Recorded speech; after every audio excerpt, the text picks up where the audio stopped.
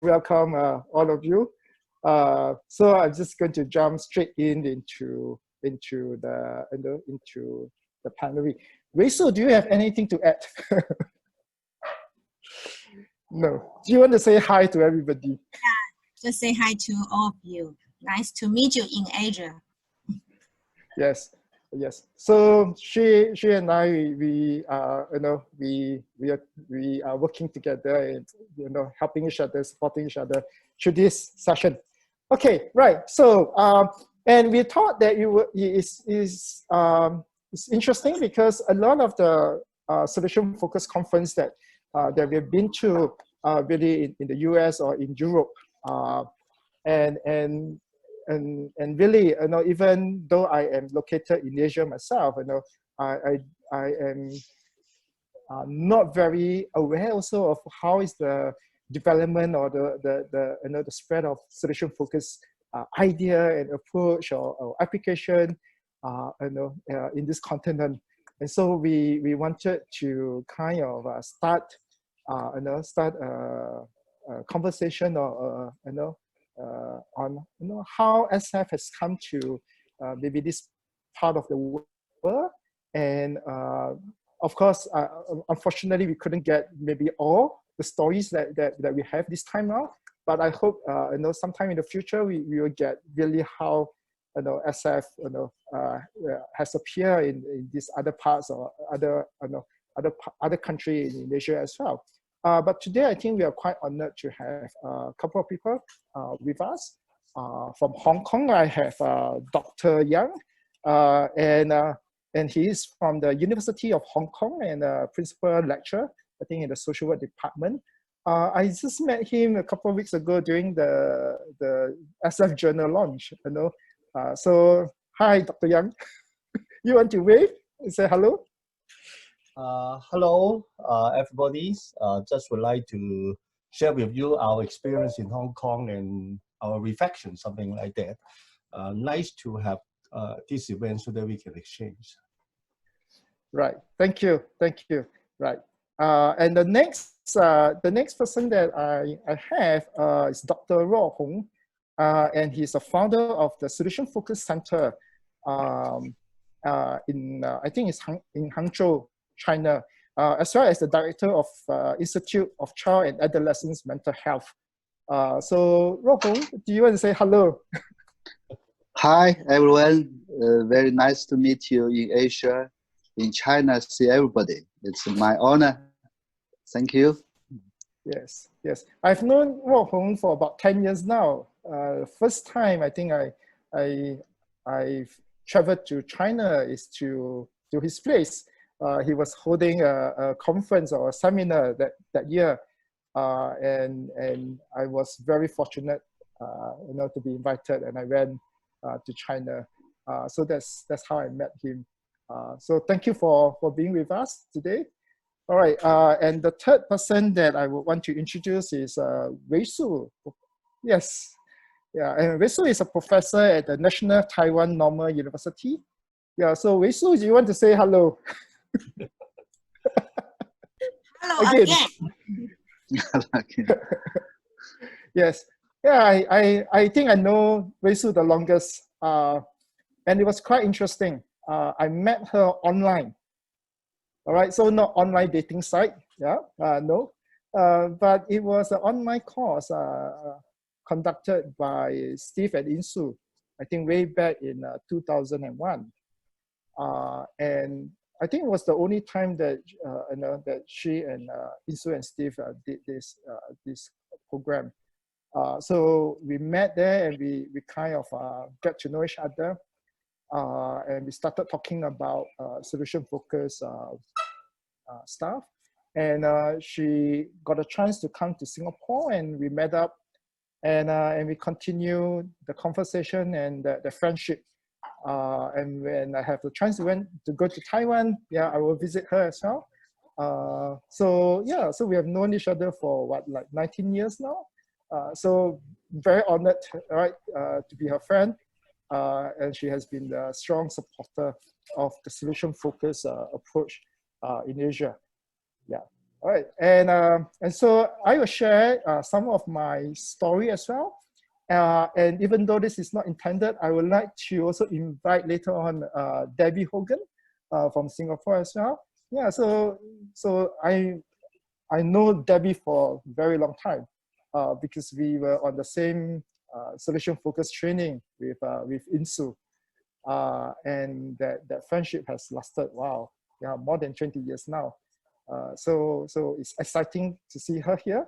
And I would also want to get her to share really, even though now we are doing different things, I also would like to get her to share, right, how she has continued to contribute and spread the solution-focused idea, I think in Singapore, and I think beyond the shore of Singapore as well. Yeah, so that's what will happen. Okay, so maybe I'll just invite Dr. Yang first from Hong Kong. Yes, if it's okay with you to maybe just share with us, like, how do you came into contact with the solution-focused idea, and InSoo in Hong Kong and things like that. Yeah.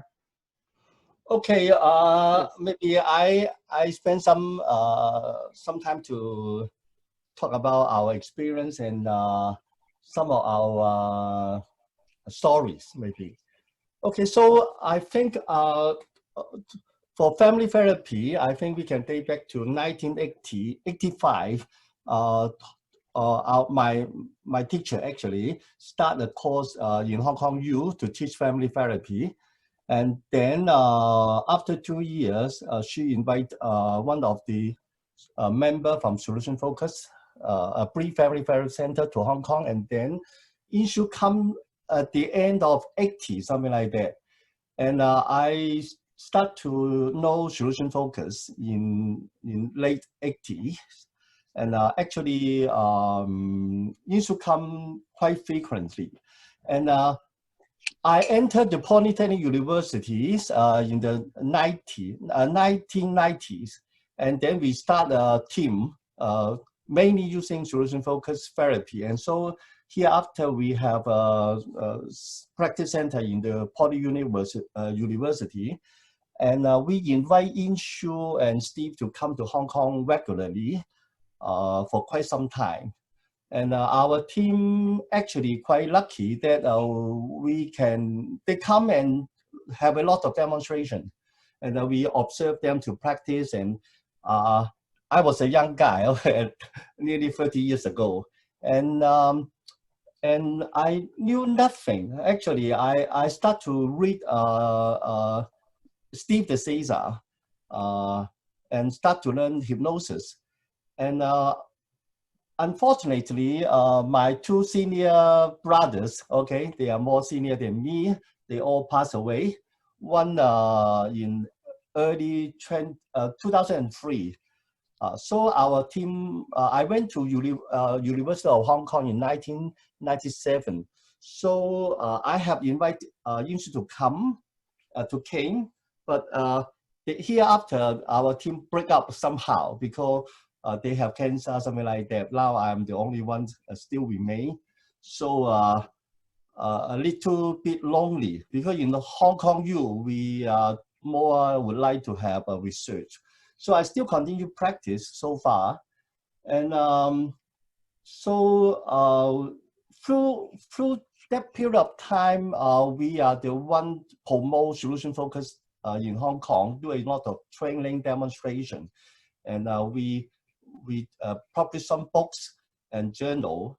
And so a lot of NGO invite us to do demonstration training, something. So Hong Kong, there is a movement in solution-focused therapy. And then I think we have, at that moment of time, we have a lot of people came to Hong Kong. Satya in the early 80s, Malaysian, a lot of people come to Hong Kong, Michael White. So at that moment of time in the 90s, I can go to visit Michael White, go to MRI, know Paul Wasslerville, John Whitland, something like that. That period of time made me grow a lot. So that is the situation in Hong Kong. Now there's a lot of people continue to promote solution-focused therapy. I think the conference would like me to share some my personal experience with Steve de Shazer. Okay, I think Wei Shu she maybe not can share more about InSoo. Actually, they came, and I think we are very lucky at that moment of time. I think they are very generous. We are unable to give a lot of money, okay, at that moment of time, but they come quite regularly and spend a few days with us every time. So we do know a lot and have a lot of interaction with them, and we videotape the process, and up to now we still have the case, the video. Maybe later we can share if we have time. So I think a lot of people more like InSoo. Okay, InSoo is Asian, very gentle, something like that. But I think Steve de Shazer is the soul of the solution-focused therapy. And I think for every solution-focused therapy, you have to read de Shazer's book. Okay, I think the first book I encountered is this Key to Solution in Brief Therapy, when in the early 90s. Okay, this book of course introduced a lot of solution-focused therapy concept. And then the next one is the Q. Okay, this is about a program, but I don't think this is a very successful book. Okay, I think their briefer project will fail finally. But you can see de Shazer. You have to know about his background. He's a genius. Okay, I work with a lot of gifted people. Okay, he actually is a thinker. He has a lot of characteristics of gifted person. Okay, very internal. Okay, I think InSoo is the only one that can reach the heart of Steve de Shazer. Okay, so he is a philosopher. So his concept is I think you need to read a lot, like postmodernism, like you have to read cybernetic, a lot of things, because when you read in the Shazer book, you have to know a lot. And I think the third book is very important, Putting Different to Work. This book starts to be very interesting because it talks about postmodernism, a lot of things. At the very early beginning, actually, when we met InSoo Kimber, they still say brief therapy. So the first book we say brief therapy. But later on, we witnessed they immersed the concept of solution-focused therapy. So I think we have to, and then in the 1994, this book is even more important to read. So I don't think a lot of people know de Shazer, but I think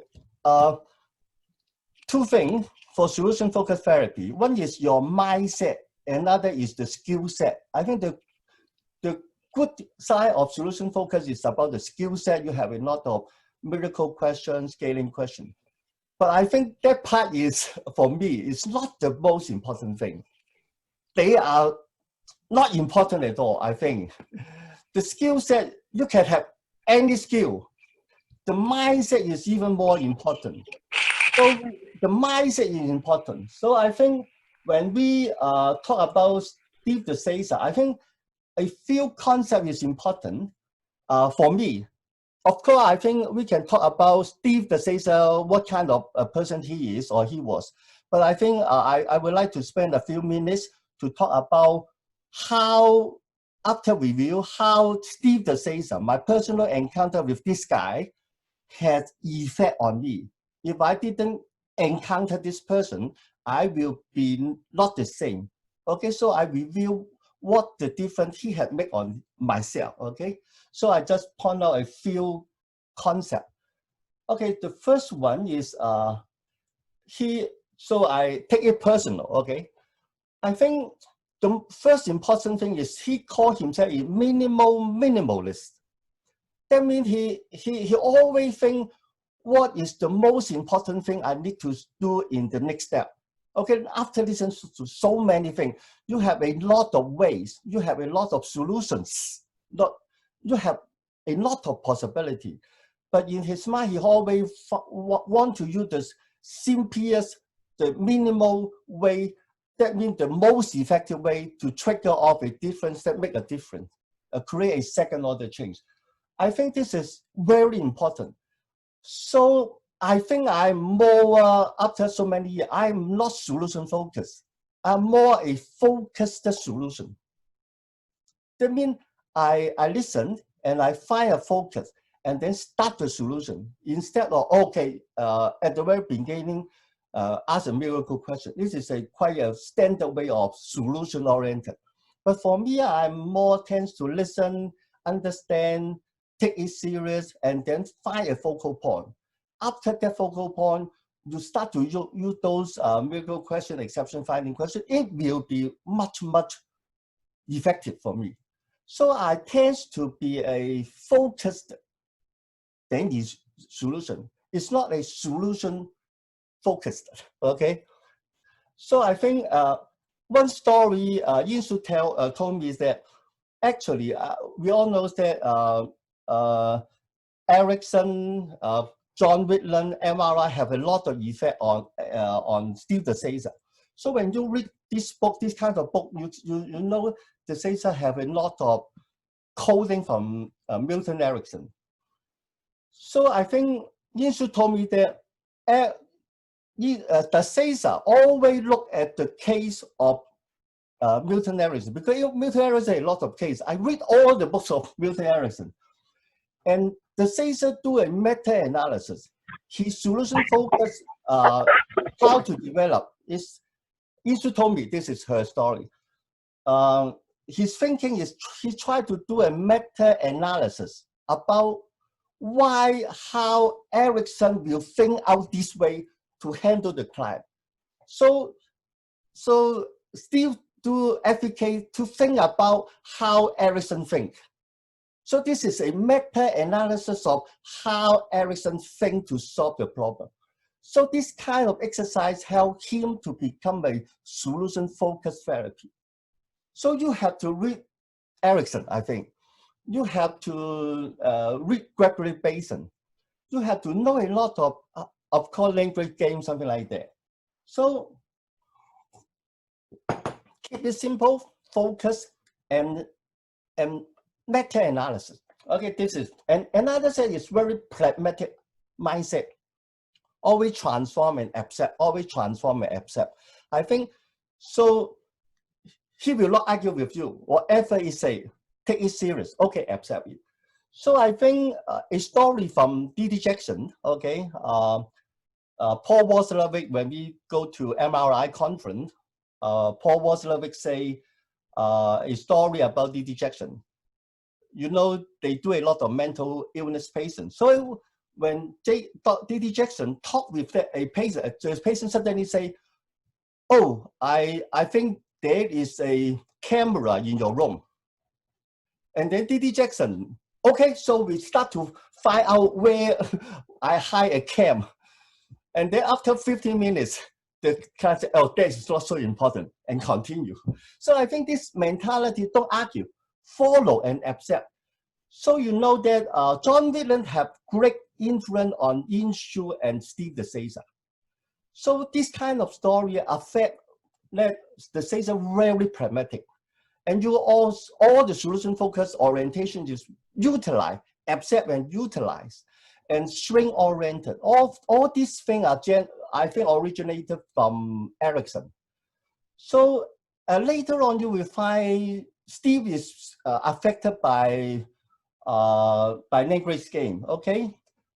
Much affected by Wittgenstein. So I think work were originally magic, okay? So I think that is a very large part. And of course, you also know that InSoo told me also, he say, Steve DeSazer know hypnosis. Of course, Ericksonian hypnosis. So you see, when InSoo say miracle question, he say, suppose. And then DeSazer will say, a pause. Give it a pause. The pause, you mean when you draw your client attention, when you start to draw your client attention, that means hypnosis. This is Erickson draw your client attention, and then have a pause. The client will start an internal unconscious search. All this kind of very minor so-called technique. Actually, there's a very basic hypnotic technique I think learned from Erickson. Okay, John Whitland visited Erickson quite a few years, and John Whitland, of course, have great influence on the Shazer. So I think this is this kind of language game is postmodernism. This is even more important. That means you cannot understand your client. It's impossible to communicate. So reality is all generated from language. So I think German, English, Chinese is very different. Like in English, you have time. In Chinese, we are every single word. Our structure of language is very different. So I think another area is we have to know about our language. Just like German, the concept of German, true is different from the word true always have verification. But for English, the true, what is mean by true is have a derived from the meaning of trust. So true is not a verification external. True is a trust relationship. So I think the more you know about this, the more you will get the substance. The skill is actually you can create your own skill. Don't try to imitate solution focus just by the skill. When you say miracle question, exception, you are a solution focused therapy. That's nonsense. That you don't know what is solution focused therapy. This is just a surface, a little. The skill is very not the whole stuff. The whole stuff is the philosophy, the language game. They treasure the different. I would like to speak one more point is the theoretical non-normative. Very little, very seldom people talk about why this is so important. Very, very important in the postmodernism perspective. And I think it is out from Erickson, a very famous phrase that everyone is unique. Social work, like InSoo and Steve, they are social work trained. Every person is unique. Counseling is to help one to find their own role. So everyone is so unique. There's no need for you to have a theory and normative view to judge a person. This is very important. You have to make judgment, not judgmental. So you have to make a lot of assessment about the person, the relationship, the potential. Of course, not the cause of the problem, but you have to know the person, assess their potential, how you can help them to achieve their solution. So this is a creation process. So I think this is out from a philosophy that every person is unique. You walk your role, I walk my role. We help our client to achieve their role.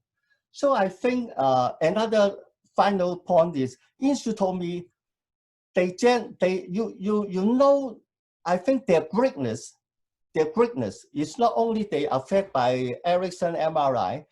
One of their greatness, she told me, there's 3 principles. Ain't broke, okay? Don't fix it. If it doesn't work, do something different. The most important principle, if it works, do more. InSoo directly told me that they think they excessively abuse and exploit these principles. Of course, the other 2 principles is important, but they are excessively abuse this principle. If it works, do more.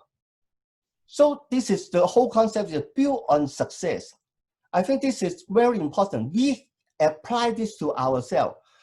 If you do what you think you will be most successful, go with your energy, go with your potential. You are you, I am I. So InSoo's solution focus is different from the Shazer solution focus. Everyone's solution focus is different.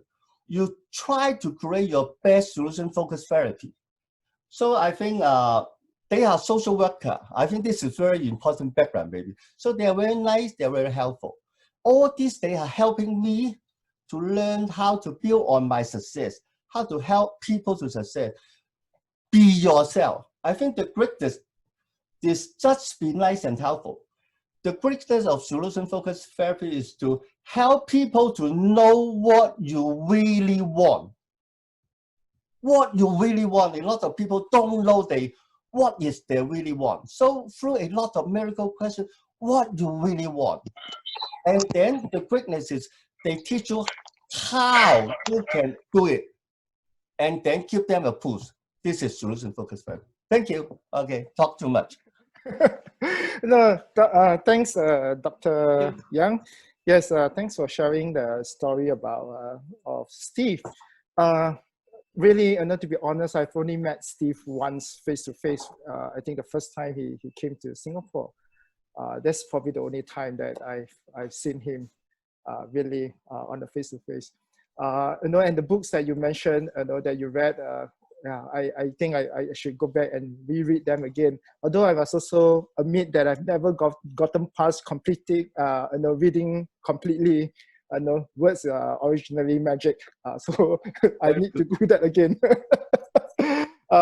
But it's interesting because I know my encounter with InSoo is probably the most, but I can recall that when I first started doing solution focus, in my social work, session, I was really just I think looking at Steve or trying to copy him, trying to do Steve more than InSoo. So it's great to hear so much story about Steve. All right, we'll move on to the next presenter, panelist, Dr. Ro Hong. Maybe you have about 10 minutes to share about your experience about solution focus and with Steve or InSoo. Yeah, Ro Hong, please.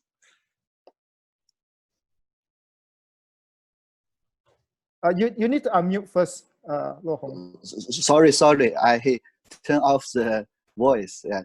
Thank you for inviting me to sharing my experience with InSoo's story. Why I think thanks for this sense, because I found when you invite me to sharing this story, I surprised that because I know InSoo in 2006, because in that time we wanted to hold an international school psychology conference.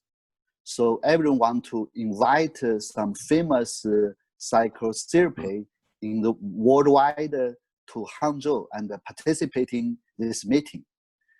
Because I'm learned SFBT in 2003. So I just learned SFBT maybe 2 and 3 years. So I think if I can opportunity to invite a very famous person, maybe I can try to invite InSoo. But at first I know this person. I just got her email, and I want to try and give her an email and invite her. But I think maybe no reply. So just to try. I want to try. Why I think thanks? I go back because now I found now I is influenced by these things, because now I'm engaging in children and adolescent mental health problem. So I pay a more attention to let teaching in school and learn the InSoo's program WOWW. This is now I pay more time to do that. But I found why I do these things now. I surprised I is influenced by InSoo in maybe 10-6 years. At first, I want to say I'm a psychiatrist. So at first, I want to learn psychotherapy because I think psychotherapy is very useful in my working in psychiatric hospital. So I want to learn psychotherapy. So I invite InSoo and told them I want to learn the high skill and handle more complex problem in for my patient. But InSoo said because I invite her to participating school college conference, so she want to introduce WOWW program to Chinese person. So I asked him, what is WOWW? And she told we can use the solution-focused idea, solution-focused question, solution-focused skill to teacher, and let teacher to help child, to help student. At that time, I think help children, help student is not easy things. Combined, I handle complex problem in psychiatric hospital. So I told InSoo, if you can introduce high level skill to us, because we invite you to China, it's not a very easy time. So we hope we can learn more. And I remember InSoo told us they know give us answer. They want to tell a very high skill. So I think maybe she just let me know easy, simple skill. But this is at that time, I think. But now, when I used and practiced SBT for many, many years, I now think InSoo's idea influenced me very deeply, because now I often remember what is SFBT.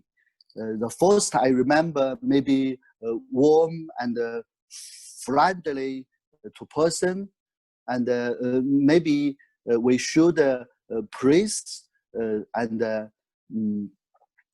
help a person to confidence by themselves. So we always remember the attitude and a way of seeking, but we also don't know what is the complex skill and how to high levels skill to help other things. So I think this is the InSoo's give us. And now I more and more realized SFBT not only the learned method of psychotherapy, but also the learned a way of seeking attitude to life.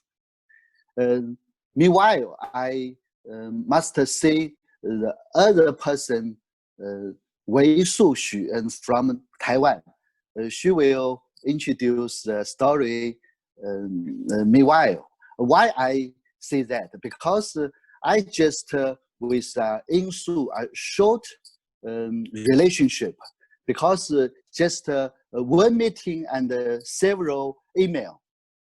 I said I invited her in 2006, but we all know 2007 she left us, and I also remember I gave her email and invited her again to give us how to training SLBT.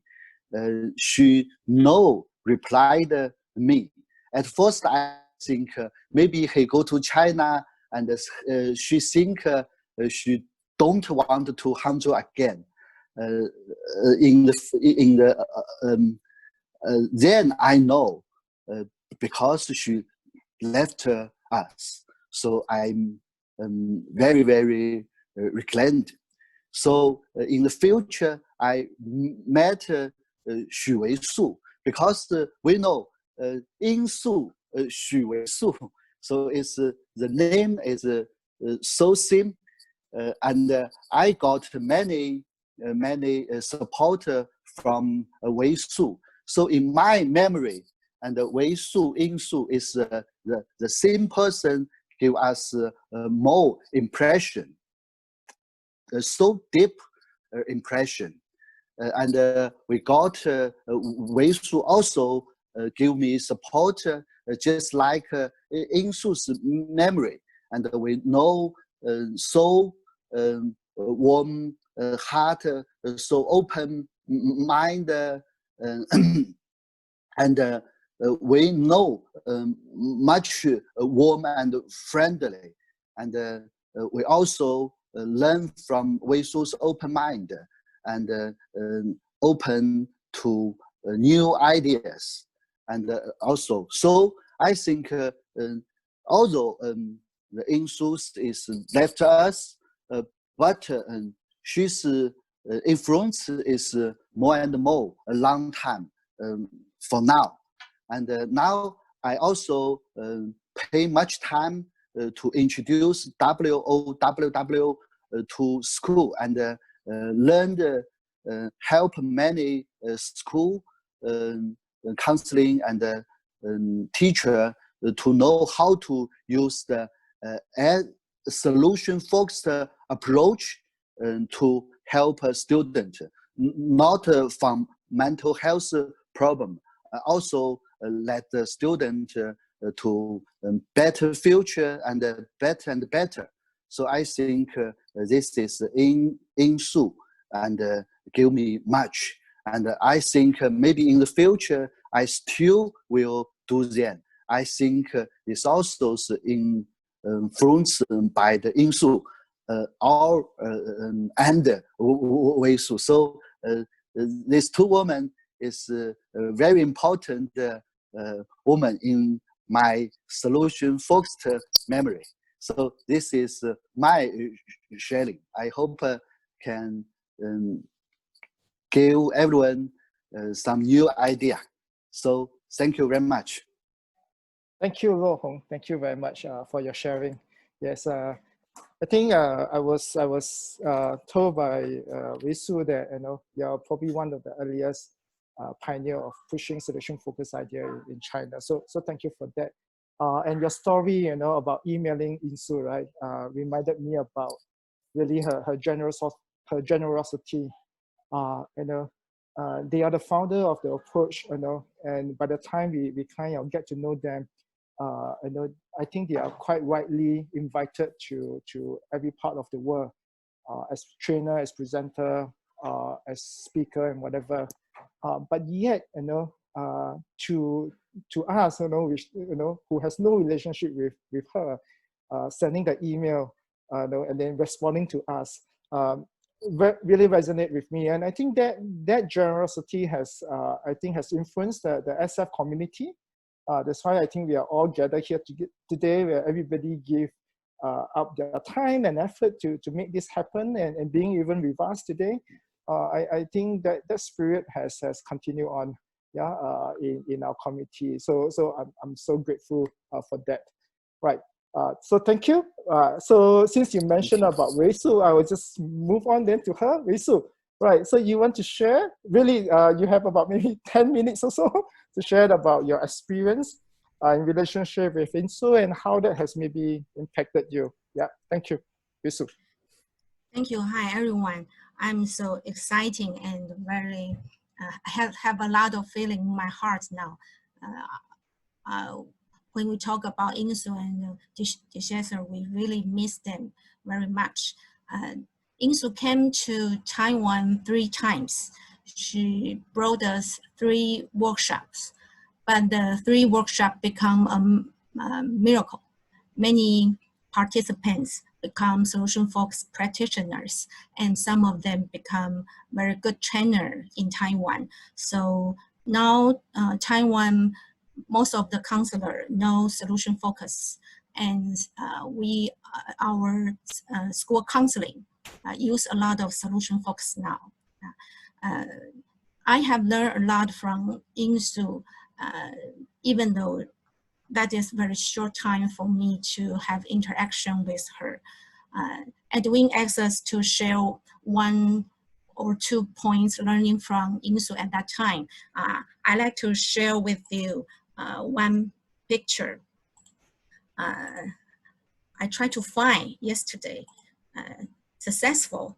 Yeah, I find these pictures. That is a workshop. InSoo have a workshop for us. I role play with my student as a mother and daughter. We kept arguing, have a lot of fight. We talk a lot, something. Then the translator, do you know her? She is Dr. Wu Xijuan. She invited InSoo to come to Taiwan. She is a very important and key guys to invite InSoo to come to Taiwan. And we role play the mother and daughter, and we fight a lot, and the translator cannot translate at all. She said, you need to stop for a while, too many words. But InSoo told us, she said, when I'm sitting here, I'm watching you, I feel you are genetic. You talk a lot. You like to communicate with each other. Then we stop for a while because we are so surprised. At that time, we don't like SFBT. We distrusted SFBT. So what kind of intervention it is? Then later we keep arguing a lot. Then InSoo told us again, I see you listen to each other very carefully and try to respond to each other. It seems that you really want the other one to believe your opinion, accept your opinion. Then I totally shocked and surprised. Then she asked me, Mommy, why you keep helping your daughter if your daughter is so bad? Why you keep helping her? Then I say, she is my daughter. I cannot help that. I need to do that. Then InSoo asked me, the daughter, what does she have? So you think you can save her, you can help her successfully. Then I say something, the girl is very smart, she cannot do that. Then InSoo told the girl, then say, your mommy won't give up and she think you are smart. Then my student, she cried at that moment. Then we are shocked again. At that time, I feel the reframing from InSoo is not so simple. It goes through people's pain and difficulties to let people see the bright side, but still you can understand that she can understand our pain. Then we try to know InSoo how to deal with the fighting situation. So we keep fighting again. Then InSoo told us, you need to stop for a while. I need to know how to help you. So I need to take turn to ask you question. Can you agree? Yes, we can agree. But if you cannot do that, then we need to stop. Maybe we need to talk to you separately. Then we say, yes, of course, no problem. Then we keep fighting again. So InSoo told me, Mommy, you need to leave now. I want to talk to your daughter individually, and then maybe later I can talk to you. Then I left the stage. At that moment, I reflected what happened, why she asked me to leave. Then I have learned at that moment, if I were a smart mommy, I should know I cannot talk to my daughter like that way anymore. That should be stopped. If I, and I think in another way, I find solution-focused therapists actually really gentle, but really firm. If they have some agreement with the clients, they still will be very firm to conduct that. Because we thought at that time, solution focus is very gentle, only follow the client, blah, blah, blah. Then I learned that InSoo do not shake by the client or so-called manipulate by the client. So I really learned a lot from InSoo. And another one is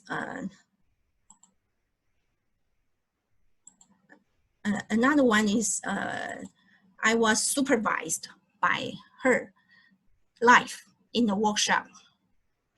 I talked InSoo a lot about my difficulty for dealing with a client, a teenager, very troubled. Then she asked me about 10 times coping question. Keep asking me about coping question. How can I do that? How have I not give up? Or how can I try to do this, try to do that? And after 10 coping question, I felt my worry was gone. And at that moment, I think, oh, solution focus question are magic. Because when we read the question on the book, it is very normal, nothing special. But when you answer the question, you will feel so touched.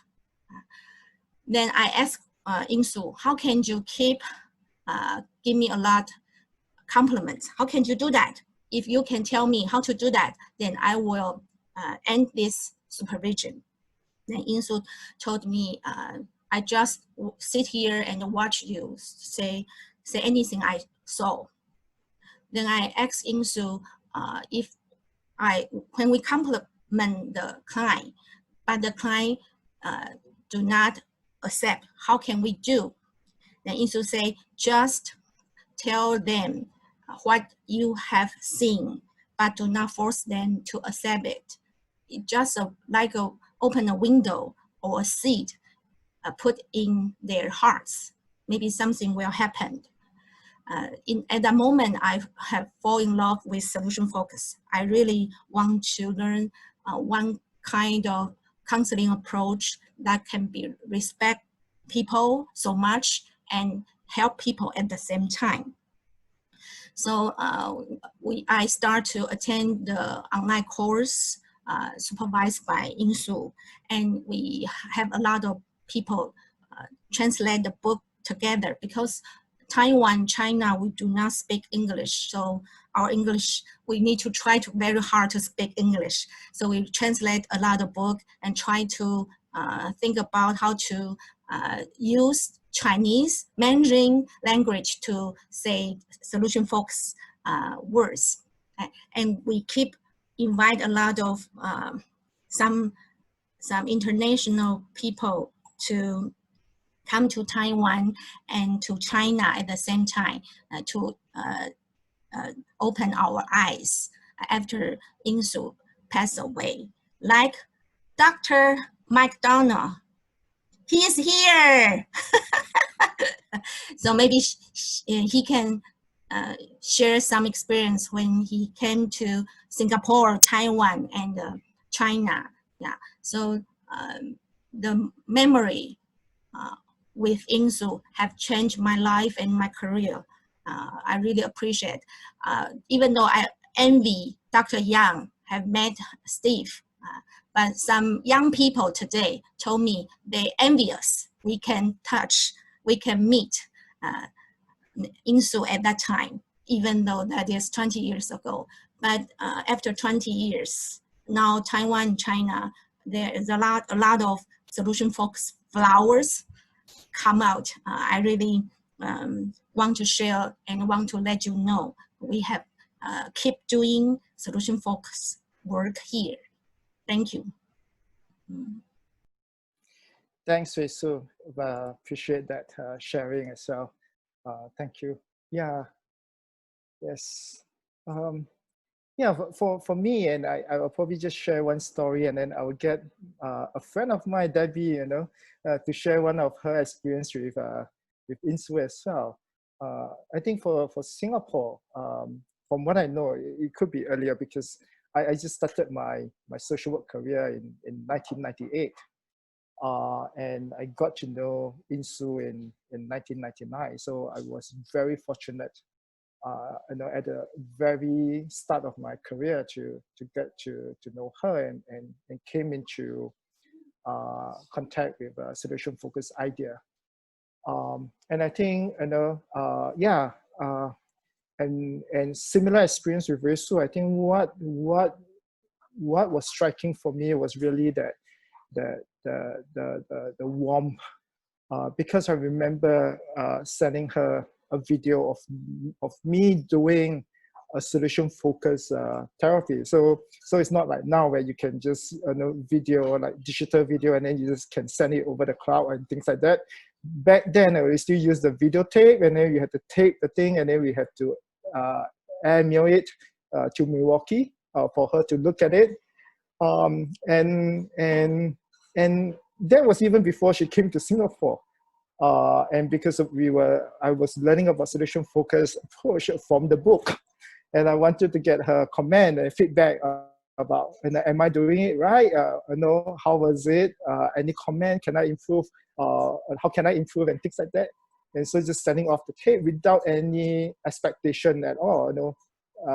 Yeah, because who knows, right? And for her to actually return the tape, with feedback given to me, and when I received that videotape or that return, right, parcel, I was a bit like, okay, now what's she going to say? Is she going to mention how bad or how I messed up as I'm using it and things like that? But the feedback that was given was really in the spirit of solution focus, noticing the strengths, what works, a lot of affirmation, a lot of compliment, and really I think at that time when as a social worker, a lot of the training that I went through was very much of the very traditional, very problem focused type. Even during supervision, your supervisor will tell you, okay, why do you ask this? Why do you not ask this? Quite problem focused, and doesn't really build your confidence in doing. And sometimes you feel like, okay, you're really not cut out for this at all. And her feedback was so different. It was really to the other end. And I always tell people, and whenever I have the chance to do some kind of sharing or training in solution-focused idea, I say that the solution-focused approach, I think, or the encounter with this approach has really literally saved my professional career. Because I think if I have not encountered it, I would have left the profession and not come back to it at all, because I don't think I was good in it. I don't think I was doing the things that I was supposed to do. And I think that feedback and that video really changed and turned things around for me. And after that, I just devoured, all the solution-focused book that I could, lay my hand on. I start reading. Yes, yeah. And so I think that has really impacted me for a long time. And so I think in our training, right, Debbie, in our training group, there's about 30 of us. Yeah, and today, how many of us are still continuing that solution-focused journey that we have? And I think that is probably why I'm still on this journey today. Yeah. Yes. So maybe Debbie, would you like to share one of your personal experience with InSoo as well, or Steve? Well, I have to ask permission because I'm not sure. I wasn't on the the plan. I'm not sure about the time, so I don't want to eat into your time. No, you have time. Yeah.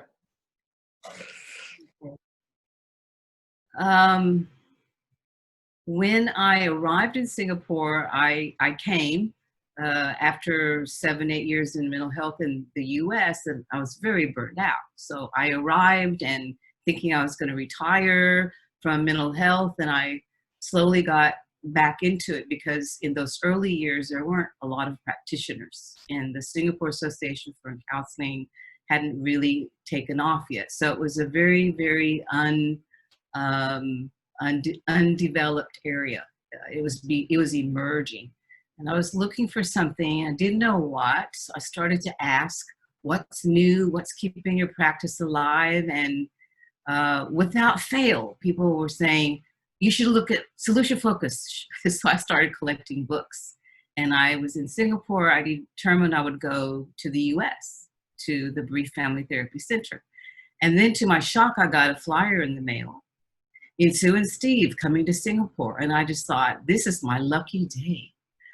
I didn't quite know if I was gonna sign up though, because they were offering this inaugural graduate diploma. And I thought, I'm just gonna sit in on this sort of one-day intro. Just see, and maybe I'll be turned off. Because I'd seen some tapes, I read the books, it was intriguing, but it just seemed Pollyanny to me. So my first, in this big auditorium, maybe 300 people, and Edwin, you were probably there. The first question that InSoo asked us when we got into group, she asked us to share what happened that morning on the way to that workshop that told us that we were doing a good job. And I was a little irritated because I was in a bad mood. I almost didn't get there. I had trouble with transport and, you know, some of the irritations of a day. And when she asked me that question, it sort of organically did a little zoop in my brain, like, wow, there is something to this question, because now I feel energized. It changed my whole mood and I was hooked. So I told InSoo I wanted to go to Milwaukee and train with her. And she said, oh, no, you must do this program here and come meet Edwin. And this is an inaugural program. It was maybe 28 days. And she brought in a lot of the heavy hitters in that day to Singapore, and she came, and like 84 hours of supervision with Brian Cade and maybe 128 hours of training. It was very, very rigorous. It was like being on a roller coaster ride, because I'd get all pumped up. Oh, wow, 4 days with InSoo or whomever. And then I would leave and go back to my practice, and my energy would go, and I'd tank again, like, what's going on? So after a while, I realized, what we need is ground support. So after I finished the training, I determined if I'm going to continue in solution-focused practice, I need help. So Edwin and I and some others got together, and we formed a kind of peer support group, which to this day continues on. So fast forward, I was so smitten that it transformed my practice, and Edwin and I had a conference, the first Asia Pacific conference in Asia in 2006. She came along with the who's who of SF world, the SF training. We're going to do the next conference in 2007, and January 10, as you know, of 2007, she passed away. So we decided to just keep things going and the momentum going. We had a 2008 conference. We started to have conferences every 2 years. And I would say that my one commitment, if I'm going to go into training and if I'm going to be a part of the solution-focused movement, so it was growing and kind of getting mixed reviews in Singapore, oh, it doesn't work. And so I thought, well, something needs to happen if it's going to gain momentum and a good reputation. So my commitment was develop a solution-focused community of practice. And I have to say, it has really, really grown. So we've got people attending this conference, like Mary Bell, who's presented on the use of SF in a coaching format with diabetic patients on compliance, treatment compliance. And we've got Joe Chan and his team presenting on how do you use SF within a whole organization, a youth services agency, where there is a research component. And so we've got Leonard, who's working in a massive school, and he's doing supervision. So the community has grown by leaps and bounds. And we had our first big, I would say, milestone when in 2016, a solution-focused practice in Asia came. And now this year in May, solution-focused practice around the world. And this is a big tribute to what felt like in the early years, Ed, when you and I were little tiny fish swimming in this massive pond, we were very lonely. And now it's getting crowded in Asia because we've got Hong Kong, Taiwan, China, and SF is all over Asia now, and there are communities of practice. So the first question that I often get asked, and I remember InSoo and I sharing about this, she would, and how they would answer the question was funny, but they would say, participants, yeah, you know, it works in the US. It's a kind of a US Angmo kind of thing, foreign thing, but does it work in Asia? And that would be the question all the time. Just like Steve would say, the question is, does it work with psychiatric issues, anxiety or depression or whatever? And so I would respond in an InSoo-esque way by saying, well, why don't you take what you've learned back to where you are, experiment with it, write up a story, because someone's going to write a book someday. But that is how our book in 2010 emerged. I started to collect those stories. And I have a feeling that there needs to be a second book because of this huge momentum, and SF in Asia is really, really exploding. And one of those big areas of explosion is in coaching. So we've been doing a lot of coach training, and ours is accredited with the ICF, so that really gives it sort of the, I would say maybe some of the, I don't know, it's a gold standard, that's what ICF says, but it gives it the credibility to have people sign up for coaching, but ours is solution-focused coaching. So Edwin, I'll stop, and thank you for asking. I get so excited about talking about SF. Thank you. Thank you, Debbie. Thank you very much. Okay, right. So we have all heard some of the stories that is in Asia. It's not all, because I think we have good and great, fantastic colleagues from Japan, from Korea, from Philippines, and other parts, India, and other parts of Asia that have their own story as well. And I hope that one day we would get to hear their story as well. So at this point, I think I just want to open the floor to any comments, reflection, questions that you might have to any of the panelists. I would like to follow Debbie's. Okay, we are very lonely. Just a few minutes. I would like to raise some of my thoughts. We are maybe in different stage of practicing solution-focused therapy. Actually, when Steve passed away, it's a big loss to us because his book is very provoking. I hope we all promoting or we like solution-focused therapy, we have to know the history.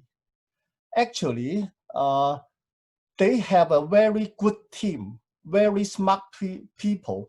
They are growing and have a lot of idea. Just like in the 80s or 70s, we have systemic theory, system theory. Jay Haley have comments that system theory is explaining how to maintain the system. This is not the theory of change. So solution-focused therapy, I think, is some breakthrough. He's not bound by systemic theory or system theory. When Steve, a very philosophical person, together with I think InSoo is a very good team. They used to bring in a lot of Eastern philosophy, maybe. So I think they are brilliant people and on and on to growth. So I think for the past 10 or 20 years, when I look at the books of solution-focused therapy, of course, solution-focused therapy try to apply in a lot of area, okay, and in group in different target. But I still think that we are lacking the really growth.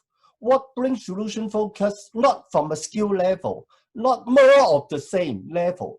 How to bring solution focus to a higher level. That is, I think solution focus is really lacking of.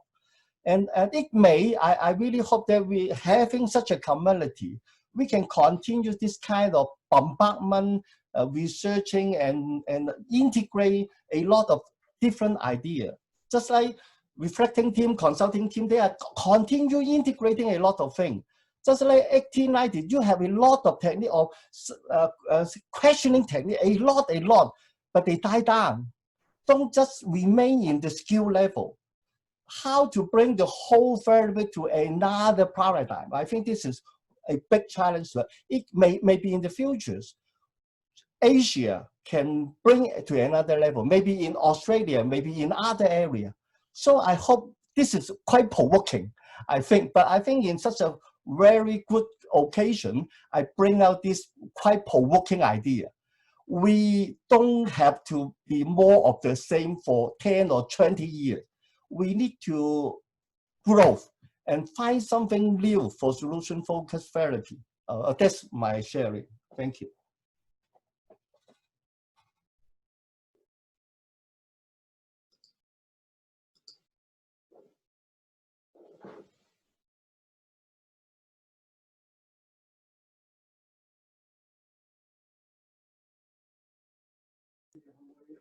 Right. Other comments, questions, or response to Dr. Young? Well, what kind of effects will you think when it would happen? What effects would it have? Oh, you're on mute. I think, of course, one interesting question is when we say, of course, I know there are a lot of people saying we are solution-focused therapy, but 20 years ago when I teach my student, someone said that he is solution-focused therapy. How can you recognize? When you say you are a solution-focused therapy, what is the essence? So a lot of people will say, I use some skill that I'm solution-focused therapy. That's fine. The skill is very important. Just like when you're using double chair, empty chair, doesn't mean that you are a gestalt therapy. So the skill are very powerful, but the concept behind the skill, the how to think problem, how to think solution. For example, problems, what is the difference between problem solving and solution building? What is meant by solution talk, what is meant by problem talk? A lot of people, if you don't ask a miracle question, you just have a casual chat. It seems like you are not a solution-focused therapy. No, you a lot of skill. Scaling question doesn't mean that you are a solution-focused therapy. When you ask a lot of questions about the cause of the problem, doesn't mean that you are not a solution-focused therapy. When you are asking, you are understanding, try to know how to create a solution, maybe. So it is the mindset behind the therapist, not the explicit skill level of the therapy. For example, you know that this is a very great book called Change by MRI. But just like we Chinese have a book of change, 易經啊，易經, so a 1,000 years talking about what's meant by change. So what is the concept of change? InSoo Kimber, they have a lot of idea of change happen all the time. So this is a very Western idea about change. So how, when we're doing counseling, we must have touch on meaning. What is mean life? What is good? What is bad? All these kinds of level, we somehow will touch. So expanding your solution focus, not only in the realm of solution focus, you have to not only read solution focus, you have to read a lot of things and integrate into your counseling. and bring solution focus in a new way of manifestation. So that you can say you are still a solution focused therapy, because I think the movement of solution focused therapy is somehow achieved in the sense that in the 80s, 70s, they are talking about brief is, they're talking about counseling is 20 sessions, 30 sessions. But now everyone think that 10 sessions, a few sessions is okay. InSoo Kimber's idea, the first session can be the last session. This is, I think, provoking and very thought-provoking. We need this kind of concept and to bring solution focus to another idea. So how we continue to create momentum for a new level, not only solely how to ask such a question so that will be effective.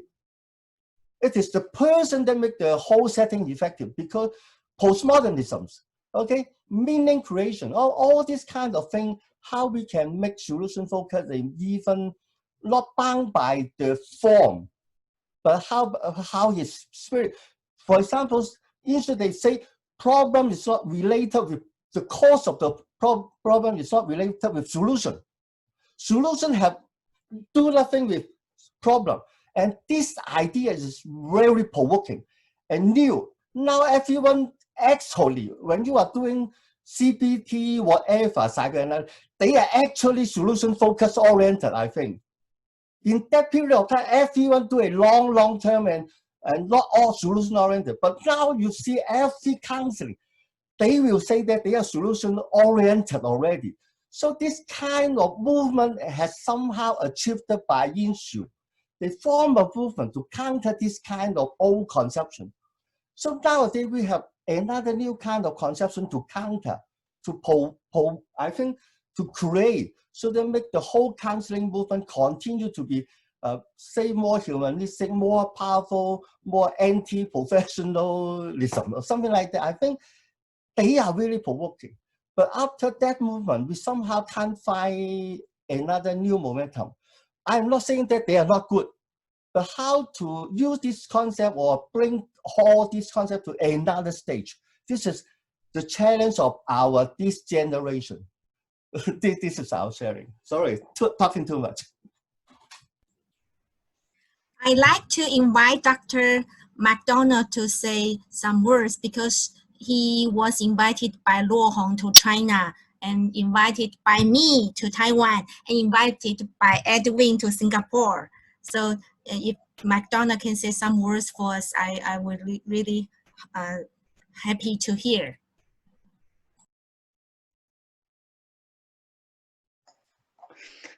Can you hear me? Yes, I thank you. I am very honored to be a part of such a distinguished gathering. This conference is an important landmark, I think, bringing together many ideas.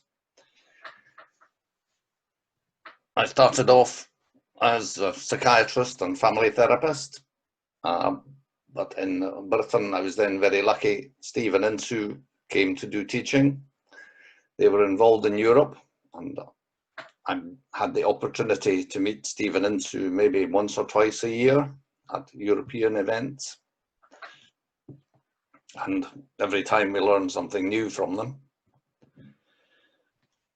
Then it began to expand. We moved into the Asia Pacific Conference in Singapore, visits to Australia, new ideas coming from all these different cultures.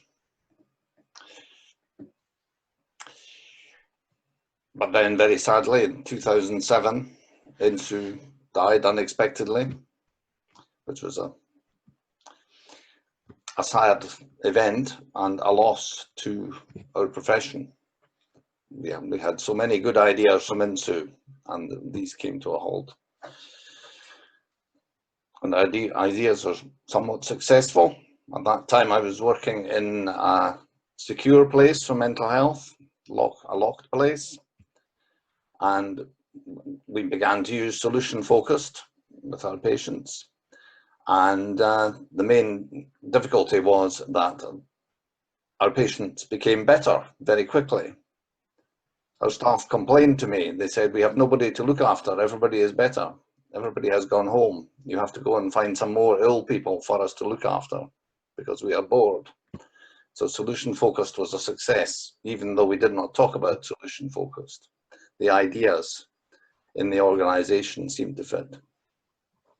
We had to have contract with another area so that we could have some more patients. We had to buy in patients.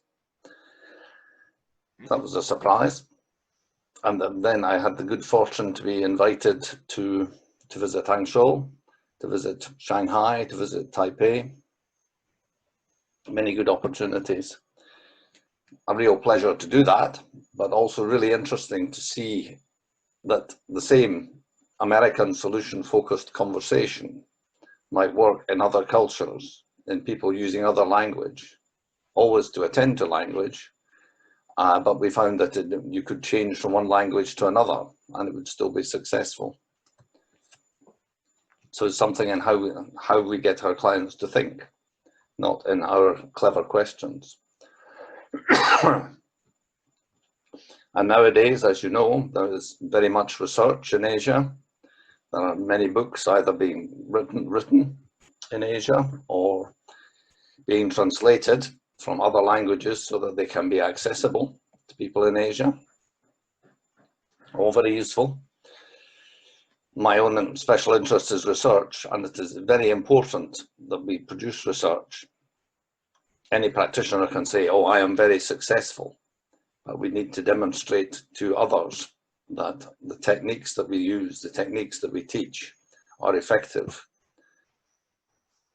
And we have a big opportunity because most psychotherapies don't work across different cultures. If you're a Westerner working with political prisoners, then you have to change your language, you have to change your ideas because the culture is different. The causes and the purposes are different. Whereas with solution focused, you seem to be able to use it in almost any setting and something will happen. You don't know what will happen, but something will happen. And I think, but we have a big target. They have, I think when Freud's first publication was 1897. We have quite a long history that we have to push out of the way to make people pay attention to solution focused. There are very many ideas and vested interests in other psychotherapies. So we have to work hard to make solution focused recognized for what it is. And I think we shift more to client focus now. We say to the client, what will be useful for you? How come you came here today? How come you managed to get here today?